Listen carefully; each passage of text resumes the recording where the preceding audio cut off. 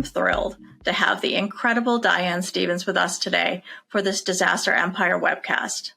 Disaster Empire Quick Views are meant to be short, bite-sized conversations with thought leaders in resilience today. Our goal is to have guests share their knowledge, tips, and learnings with all of you. So thank you to Dianne for agreeing to be our guest. Before we get started, I'd like to share a little bit about Dianne Stephens and her background for those of you who don't already know her.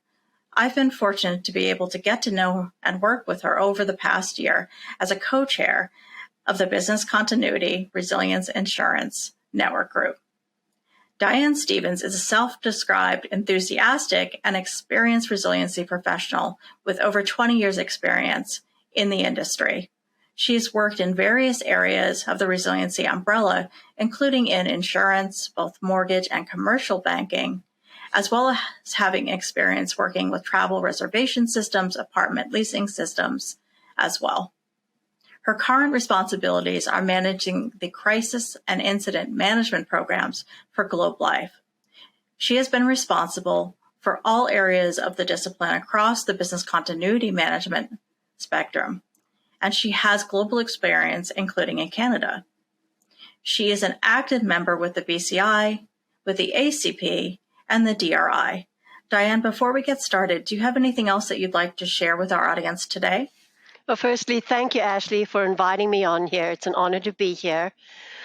A fun fact about me is back in the early 80s, I was the second woman that we knew of in Zimbabwe to operate a built A8 camera in the back of a very small Cessna 170 plane. And that was when my career was something totally different. It was photogrammetry. Wow. Thank you for sharing that. And I'd love to talk to you more about that at some point. So let's dive in now. Before we talk about specific types, can you share how you view resilience and how you first became acquainted with the term? I first heard the term resilience when I was working at the airline company.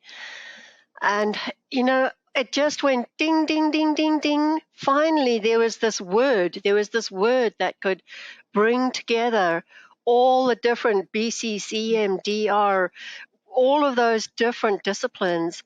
It's the whole bang shooty. So resilience to me, it just stuck. Is there more, another question you had there? Yeah, absolutely. Just following up on that, because today you hold a leadership position spearheading the Crisis and Incident Management Program at Globe Life. Can you tell us what crisis and incident management looks like at your company and how it interplays with business continuity and resilience?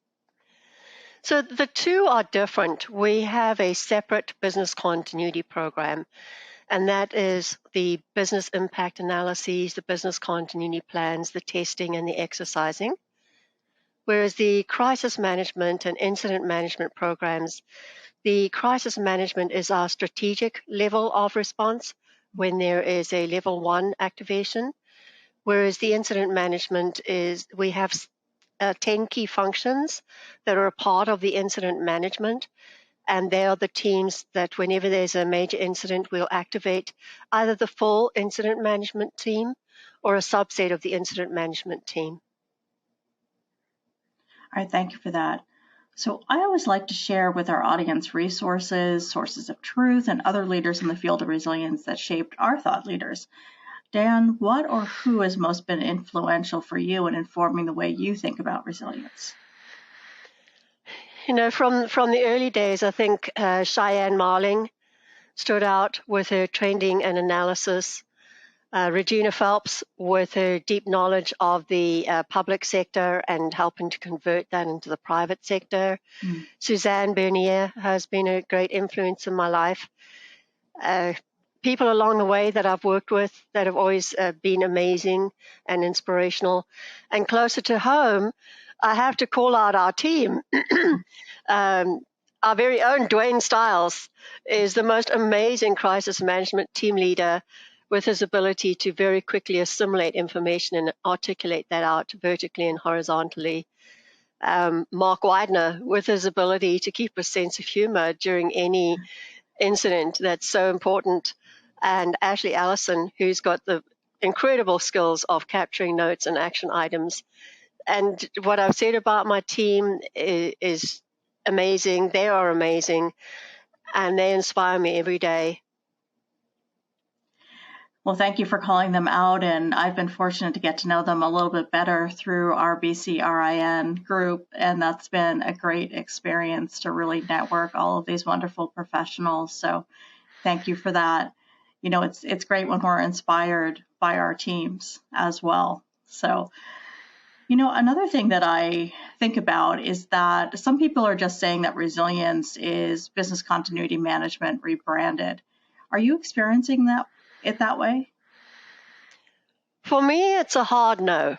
And this is going to differ on who you ask and what their perspective and their current position or what their experience has been. To me, the business continuity management does focus more on the keeping the business operations running, etc. Resilience to me is a much bigger umbrella. It's looking at financial resilience, branding resilience, regulatory resilience, everything. I think there's 20 different terms under the big bang shooty resilience umbrella. So to me, they're separate. They're one and the same, but they definitely have different responsibilities. Okay. Following on that, you shared a view of resilience types with our insurance networking group and the BCI Canada and your Texas ACP chapter. Can you tell us more about how you're viewing resilience in terms of types? You know, when my boss's boss came to me and asked me what's the difference between enterprise and operational resilience, I didn't really have a good answer. I just didn't. So I went and researched for 18 months. And at the end of 18 months, reading every article, listening podcasts, webinars, this is what I came up with, is that there are 3 different levels of resilience. At the top, you've got your organizational resilience, which is strategic. That's at the executive level. And they are focused on the far future. Then in between that, you've got your enterprise resilience. And the enterprise resilience is focused on what's happening today as well as a little bit into the future.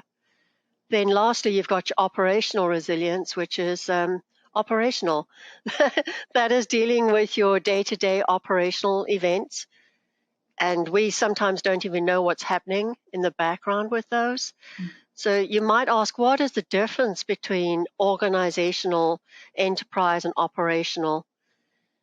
Well, I think it's the different length of time on the horizon, how far out they're looking. If it's going to be organizational, they're probably looking at 3 to 5 years and beyond, whereas your enterprise is between 1 year and 3 years. It might have some enterprise transformation in there compared to the operational that are making changes that are going to benefit today or within the next year. Thank you for sharing that. Let's dive in a little bit deeper on the differences that you were describing around enterprise resilience and organizational resilience, because, I mean, I have to be honest, before you brought up the term enterprise resilience, it wasn't something that I really thought about.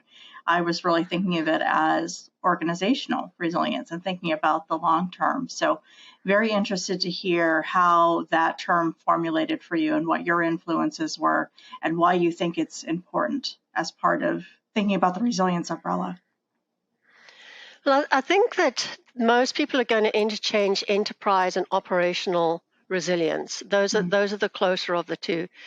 The organizational, I think the difference here is that people at an enterprise level, which is your middle management and maybe your SVP level, they're not always empowered to make those decisions.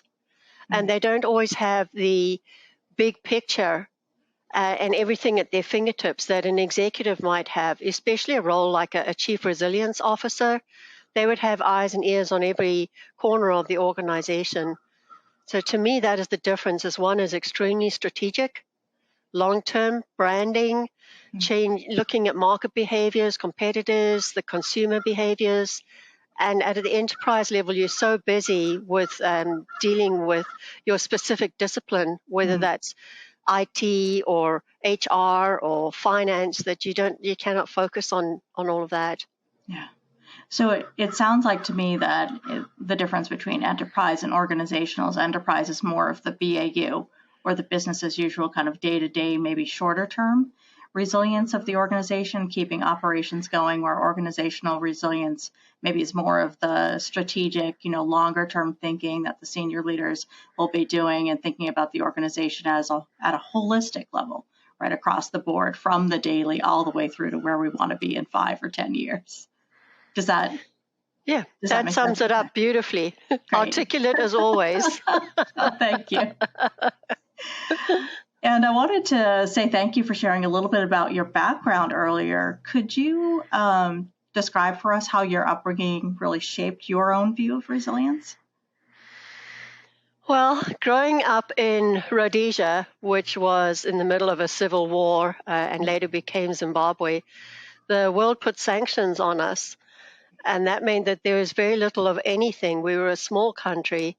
There would be one type of soap powder, one type of bread, one type of this. And it meant that we really had to be resourceful. We also had to be ready to go at a moment's notice because the future was uncertain.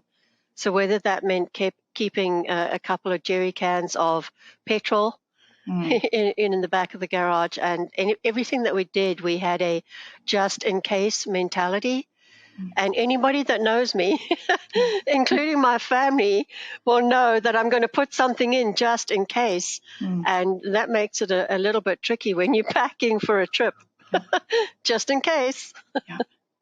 No, thank you for sharing that, though, because I'm always fascinated to hear the backgrounds of my colleagues and thought leaders like yourself and how you really got into the field and what influenced you from, the earlier times in your career and, from growing up as well. So thank you so much for sharing that, because I think for many of us, although often we were voluntold or we fell into the work somehow, that there was something in our background that really drove us to have an affinity for this work.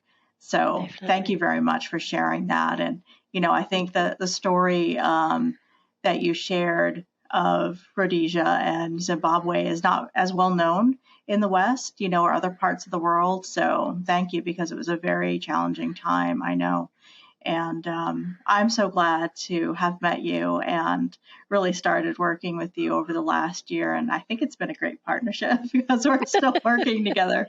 But it's been fabulous to get to know you better too. So, but in moving from that, as we're talking about the past, now thinking about the future, what do you see as the future of resilience? And what does it mean for business continuity professionals like ourselves? I think the sky is the limit. Due to recent world events, there really is a demand and appetite for people in the resilience profession, whether that be in business continuity, incident management, crisis communications is just, evolving as well at a rapid rate. So I really think that this is an excellent place for anybody that is thinking about a career. I think it's an excellent place for each one of I think there's 7 generations currently in the workplace. And there's a place for each one of us, whether that's sharing our information, encouraging the people that are coming in behind us, adapting and evolving ourselves. Like I mentioned, I think there's going to be more and more chief resilience officer positions. And good luck to anybody that has those, because they are going to be heavy-duty positions. But yeah, the sky is absolutely the limit with any of the disciplines under resilience umbrella. Now, I know that when you and I get talking, we could go all day. I know your time and that of our audience is valuable. So I wanted to thank you so much for the opportunity to be with us and share your background, your thoughts, and being an inspiring leader in the field. I really appreciate the opportunity. How can people connect with you if they want to reach out and talk to you more, Dianne? I think LinkedIn is a good way, Ashley. Perfect. And, I wanted to call out, thank you for all of the work that you do with Disaster Empire and all of the other channels that you are involved in for being such a visionary, for creating this space for people like myself and others to voice their thoughts and opinions. So thank you for that. Oh, thank you. Do you have any final thoughts that you wanted to share with the audience today before we close out? I don't think any discussion about resilience would be complete without mentioning the importance of diversity, equity, and inclusion, and how important it is that we hear from everybody else's viewpoint, that everybody has a chance to be heard, and that we pull on the strengths of diversity within the resilience space. Thank you, Dianne. It's been a pleasure to have you on the webcast today. Thank you very much, Ashley.